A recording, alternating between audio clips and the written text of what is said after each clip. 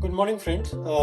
सो आप सबका स्वागत है। वेलकम टू अनदर एपिसोड आज संवाद। This is another attempt of ours to actually talk to you in English. So this episode, we are actually going to talk in English, and we are going to talk about Indians who berate their own country, how the West basically takes it forward. So, welcome to another episode of Art Samvad, and we will be talking about it. I'm Pramesh, and with me is my co-host Shalin. So, today we are diving into an issue that has long been a thorn in the side of many Indians: the habit of some of our own people, like particularly the politicians, journalists, public figures, berating India on international platforms. What's troubling is the most like how quickly the West picks it up and on, amplifies it further and turns them into a dominant perception of our own country. Absolutely, Pramesh. So, criticism in itself is not a bad. In fact, it's a healthy for a democracy. But when that criticism lacks balances, becomes hyperbolic in nature, or is delivered on a global stage without necessary context, it can harm country's image. Hmm. What makes it worse what makes it worse is when the Western media latches onto these statements and runs with them, reinforcing stereotypes or outdated perceptions of India. Hmm. Today, we will look at some notable examples of these things, and we will even compare it to how journalists and public figures in Pakistan handle their country's image, often in stark contrast to what we see here. Right?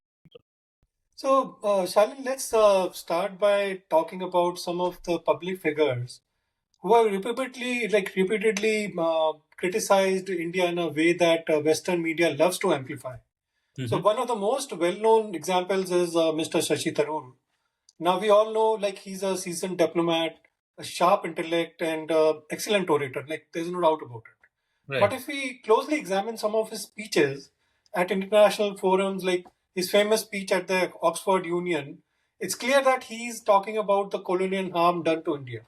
He's also like peppers his talks with sharp criticism about modern India's failings, particularly in areas like communalism, intolerance, and treatment of minorities.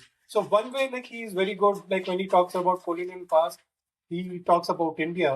But when he starts talking about modern India, he is actually talking about the intolerance and things like that, which are going against minorities. Right, Ramesh. So, take his speech at the Hindustan Times Leadership Summit in 2020, right? So, Tharoor openly discussed India's internal issues, such as Citizenship Amendment Act, which is commonly known as a CAA, and its alleged discriminatory effects, portraying the country as intolerant towards its minorities. And now these are important conversations to have, but here is the issue. When these statements are picked up by Western media, they often lack the nuanced debate we would have domestically. Instead, what gets highlighted is criticism, right? While the full context of the complexities India faces as the world's largest and most diverse democracy, it's often ignored. So that's the challenge. That is very true, actually. This is compounded even when you have people like, say, Arundhati Roy, the famous author, who has like written God of Small Things, and she became famous because of that. So, who has a global audience because Mm. of her literary stature, right? So, Arundhati has been one of the fiercest critics of the Indian government. Now, especially on sensitive areas like Kashmir, she has frequently, if you talk about, she has described India's actions in Kashmir as colonialistic, means equating it to Britain, and even used terms like fascism when describing the state's treatment of its own citizens. So now, while every Indian like if you say like has the right to their opinion, and we see that and we appreciate that. The issue arises like no, when these strong words are taken out of context by the Western media. Like they want such things, right, for India to put them down. So publications like if you see Guardian, then there is New York Times, Washington Post, will often run like these headlines coming out of uh, Indian figures, and they talk about India's descent into authoritarianism, citing like these uh, people like Arundhati Roy, which then like shapes international opinion about our country, and puts India in a very negative light, actually. True. So, in the same context, Pramesh, another name that frequently comes up is Rana Yu. Oh yeah, yeah, definitely. He is a journalist who has been highly critical of the I current think government. she's Oh, a she, sorry, okay. yeah, my bad. So she's a journalist who has been highly critical of the current Indian government, and specifically when it comes to the treatment of minorities and freedom of speech. And Ayub has written numerous op-eds for the Washington Post and Times Magazine, where she has described India as a country in the grip of rising religious intolerance. While these concerns are real and valid, the danger is that when international audiences hear only these critical voices, it shapes the entire perception of India. They don't hear about India's growth, it's India's innovation, or the fact that we remain a vibrant democracy despite our challenges. So Hmm. they hear one side of the story. And Shalin, like let's not forget about our dear friend Barka Dutt. While she is an experienced and renowned journalist in her own thing, I give her that. Her consistent criticism of India on platforms like Al Jazeera, which is a mouthpiece of, we all know, like Qatar, and Mhm. CNN, it paints a very like lopsided picture of India. So whether it is on handling of the COVID-19 pandemic, or if you take the minority rights, like which is a like a very common thing for people to do, that like Barkha has been like vocal in her criticism, and those statements are like frequently used by Western outlets to portray India in a very negative light, often ignoring our like efforts or the scale of challenges that we face as a developing nation. So when you say like India is not in the same uh, as like in same bracket as what US would be, right? So that is the nuance that these guys are actually not thinking about and talking about. Yeah. So, Ramesh, pause kar. Ramesh. No, so Shalan, like what truly worries is like how Western media seems to eagerly amplify these negative portrayals also, right? So it's almost as if like they are waiting for an Indian public figure to criticize the country for uh, uh, for the things that they publish and makes national headlines. So problem is these headlines often ignore the context or the nuance and the progress that we have made in other areas. Don't you think, sir? Yes, Pramesh. A perfect example of this was during the farmer protests. So, Indian media figures and politicians like Priyanka Gandhi, Rahul Gandhi criticized the government handling of the protest. And this was immediately picked up by the international media. So, headlines like India's democracy is under siege were splashed across the New York Times and BBC. While the protest and their handling certainly needed discussion, the broader picture, like the government's attempt at reform and dialogue with the farmers, was conveniently left out. So Hmm. sometimes we feel that it's a kind of international media caucus with some political leaders of India. Exactly. Like it's the same when you look at how these guys handle coverage of India's democratic processes now. So during the you take the 2019 election, there was significant international like tension on issues like nationalism, communal tensions, and the supposed rise of Hindu extremism that they Mhm. talk about. While they are like, while these are concerns worth debating, the Western media almost like entirely ignored the fact that 600 million people voted in free and fair elections. No mention of the sheer scale of a democracy or the logical triumph that is the Indian elections.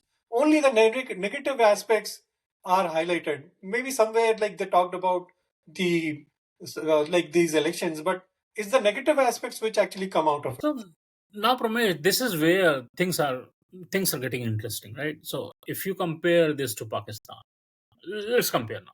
So you will notice that public figures, where the journalist or politician are often very Hmm. protecting of their country's image, This is Spec- very valid point. Yeah. yeah, specifically on international platform, right? Take Imran Khan, for example.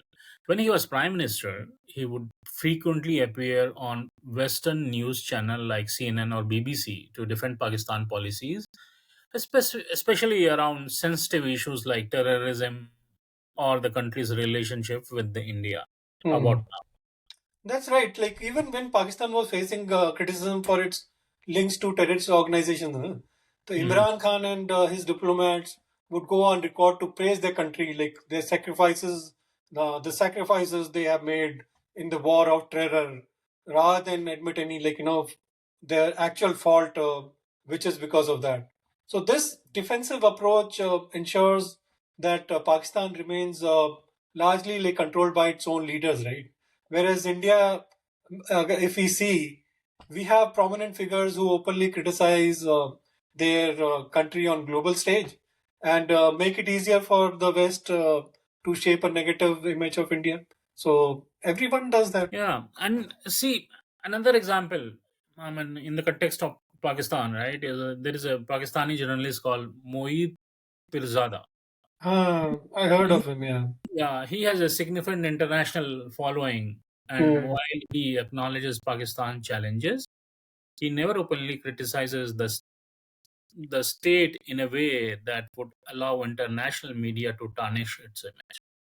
So instead, he is often seen defending the government's Hmm. policies, Pakistan government policies, highlighting Pakistan's struggles as necessary steps in its growth as a nation. So basically, what he does, he uses his image and try to protect Pakistani government Hmm. on the image aspect. And that's exactly the point. No? So while Indian figures like Rana Ayub, Barkadar, Arundhati Roy, these guys like provide ammunition for the West to create a negative image for India and negative narrative. Their Pakistani counterparts are like often say often more cautious when it comes to their country. So they will never talk about anything else. They know the importance of controlling the narrative about Pakistan in the global media. And Mhm. unfortunately, on the Indian side, like we don't look at that, and we end up damaging our own image of India. Definitely. Chalo, now let's look at another important aspect of a balanced criticism. So now, just to be clear, like we are not saying that India is a perfect or that criticism of the government or the society is wrong. Now, far from it, like if you think criticism is essential for the democracy to function correctly. So the problem arises, the problem arises when that criticism becomes too far fetched. It is exaggerated. So it is like lopsided, or you can say one sided, and that criticism is then shared on international platforms in a way that plays into the hands of those who already view India through a negative lens. They don't want India to have a positive image, right? West is in that frame of mind, anyways. So exactly, Pramesh, I will say, I mean, we need to remember one thing, that when an Indian voice speaks negatively about India on international platforms, it carries significant weight. Western media and governments don't necessarily understand the nuances of our complex society, They are quick to latch on to statements like India is becoming intolerant. I mean, That's the most common one, yeah. right. Or India's democracy is under threat. Yeah, that is also common. And they run with these narratives without considering the broader picture of our progress and challenges. So, So let's talk about like what, as ordinary citizens, we can do to protect India's image. So, like if you see, so far we have discussed like how public figures, politicians, journalists, all these figures, like all these people, like they sometimes intentionally or unintentionally they harm India's image. I'll not say that they're doing it intentionally, but unintentionally also they're harming the image of India, right? But mhm. now let's talk about what we as ordinary citizens can do to counter this narrative and take responsibility for how our country like is perceived and portrayed. So after all, it's a collective responsibility, right? Absolutely, Pramesh. I mean, we often forget that in today's digital age, every citizen has a platform. Social media, blogs, and even Hmm. comments on article or videos. These platforms allow us to shape conversations. Now, we are not saying that people should blindly praise the country or ignore its problems. What we are advocating for its balanced, constructive dialogue that recognizes our challenges but also highlights our achievements. This is something every citizen can contribute to our country, right? So, So like one of the first things we can do is to spread positivity.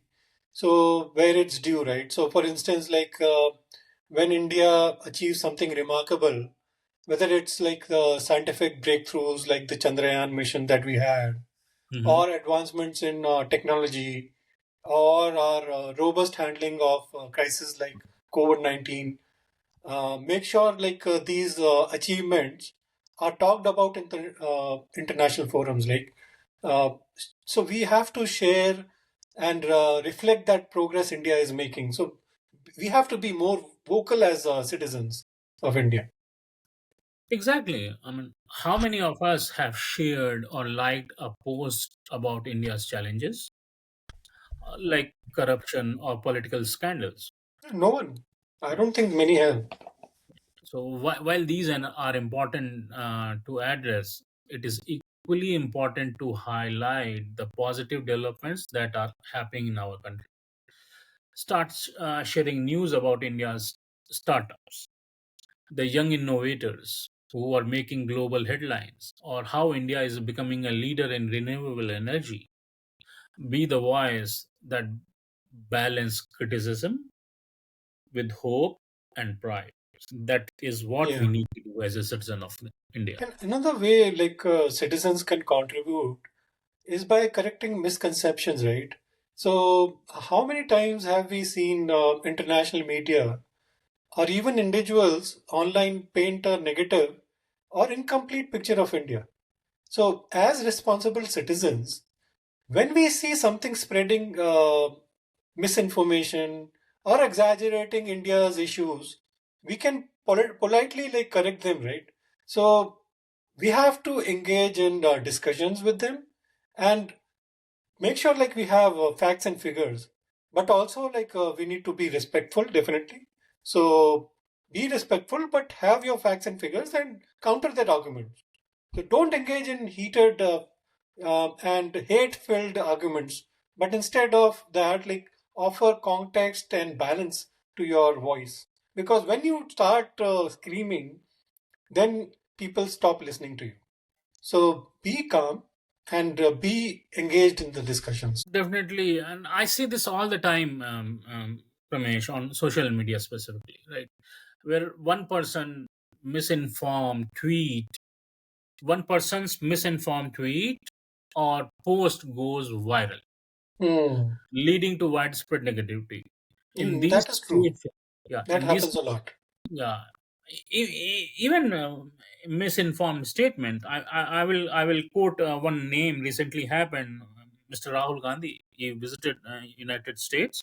Yeah. He made some statements. So I don't want to dive into details. We can do some other We time, can but talk about it separately other time. it happened. Just wanted to highlight there. Yes, yes. So in these situation, we can take the initiative to respond with clarity. So what we can do, we can respond with clarity, providing sources or example that offer a more well-rounded perspective. We have to remember that many people, especially outside India, don't have a complete understanding of our country's context. So they only see what they are shown on specifically Hmm. on social That's media. very true. Yeah, that's where we come in. We as a citizen of this country come in and offer the full picture so that our India's image is right in the global scope. So let's like we have talked about negative impact of some prominent voices. Let's also recognize that there are Indian journalists, politicians, public figures who offer fair and balanced criticism. So that is also there. So these are the voices that shouldn't like shy away from addressing the tough issues, but do so in a way that is solution oriented and nuanced. Support those voices. So don't just make criticism of the government for the sake of it, right? It should be balanced, and if there is a solution, we should be offering that too also for the government. Exactly. I mean, yeah. So there are some journalists like I will say Rajdeep Sardesai, who while critical at times often offers balanced viewpoints, appreciating India's growth while pointing out areas where we can improve. Similarly, think about Well, someone Rajiv like, Sardesai, many may not be agreeing with you, but that's fine. yeah, but yeah, sometimes he does. That's why see if But you he's yeah, a balanced guy, yeah. yeah. Overall. So someone like let's talk about Harsha Bhogle, who has not only been an ambassador of Indian cricket but Uh, also for the nation in general, right? So people like him bring a balanced, constructive image of India to the world. When you see these voices amplify them, share their articles, retweet their posts, I mean, comment on their videos, so that you are spreading them on social media, right? So these are the voices we should raise. that is true. That is true. And lastly, like if we talk about like another point is to educate ourselves, right? So make sure we are like well informed about India's challenges, our achievements, and especially our history. Like we have been taught the leftist leaning histories, like we have been talking about it in our other shows also. All our history has been left leaning, and our history is like uh, not the right history that we have been taught. So it is important that as we grow up, like we read books, we read other things, and then we come up with a balanced approach and understand the true history of India. So before commenting like, or engaging in discussions, understand that what is the issue at hand, and then we also live in an era of misinformation, like Shalin said, like where when you what you call of what you say like half truths, and fake news and post truths. The post truth is also like a pretty common thing now. So that can actually shape the opinion of people. So it is always like better to be educated and contribute to a constructive dialogue about our nation. So criticize the government. See, I'm all for criticism of the government. Modi may be bad, his government may be bad, but don't criticize the nation. At least not in the outside forums. You can internally maybe talk about it, but outside it should not be in that way, because West picks it up and then makes it as a narrative for them. Yeah, that's true, Pramesh. So we need to make an effort to understand the complexity of issues first, right? For example, when talking about India's economy or social challenges, don't just read a few headlines. Dive deeper into the issue, to look at the multiple sources and understand the nuances. Mhm. Then you will be able to come across the misinformation or biased article, right? Be prepared to educate others. So if you are coming across, just be prepared and try put an effort to educate others, like friends, family, or even a stranger online, right? so that they can see the full picture and true. The most important part is true picture. So, friends, like it's important to remember that India's image is not just shaped by the politicians or the journalists. So, it's all of us that we are actually involved in this. So, every time we share a story, comment, or a post, or engage in a discussion, we are contributing to that narrative. So, how a country is viewed both within our borders and outside in the international forums. Yeah.